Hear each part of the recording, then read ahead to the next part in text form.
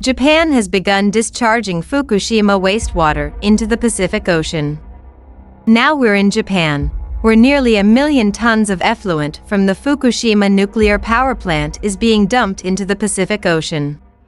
Last month, the United Nations nuclear watchdog approved the decision to dump water needed to cool damaged reactors. Japan's neighbors have protested and criticized the action. In response, Hong Kong's leader, John Lee, has directed his administration to prohibit select Japanese seafood imports. Japan insists that the technique is safe, claiming that it will have eliminated the majority of radioactive materials from the water before releasing it. Shima Khalil, our Tokyo correspondent, will keep us updated on this development. She is in Fukushima and will be joining us live. Shima, please accept my greetings. Can you explain the significance of this decision and why it was made now? Today is a big day in Japan, as it marks the conclusion of a contentious 2-year build-up to this historic decision. Treated radioactive wastewater is being dumped into the ocean as we speak. We can see the chimneys beyond the vegetation from our vantage point not far from the nuclear power plant.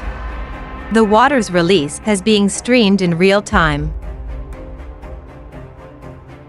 Though it is not apparent from our vantage point because it is taking place below, wastewater is being pumped into a tunnel beneath the sea that spans for nearly 1 kilometer before entering the ocean. This occurrence signifies the beginning of a prolonged process that is expected to last decades, potentially 30 years or more. It is expected that over 8,000 tons of effluent will be released in the first 2 weeks. While the scientific community, the government, and the corporation controlling the facility all claim that this procedure is safe, doubts remain. Diluting the water and eliminating over 60 radionuclides are part of the process. However, tritium, the most difficult ingredient to remove from water, remains. Authorities argue that diluting and passage into the water will result in concentration levels much below safety guidelines. This assurances, however, does little to assuage the anxieties of the inhabitants of Fukushima, Japan, and the surrounding region.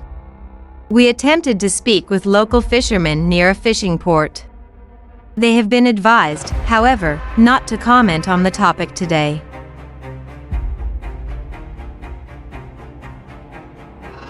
Those who have expressed their concerns are deeply concerned.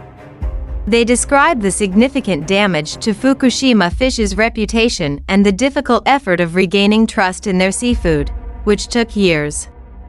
Many people perceive this publication as a second calamity, aggravating current fears.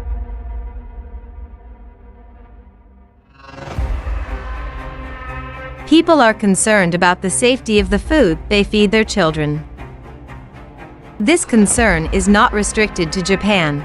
China has chastised Japan for using the Pacific Ocean as a personal landfill. Despite its support for the idea, South Korea faces widespread opposition.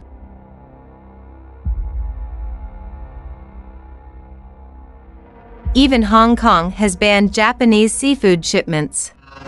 As the process progresses, Japan will face a difficult struggle in convincing its population and neighbors of the safety of this effluent release.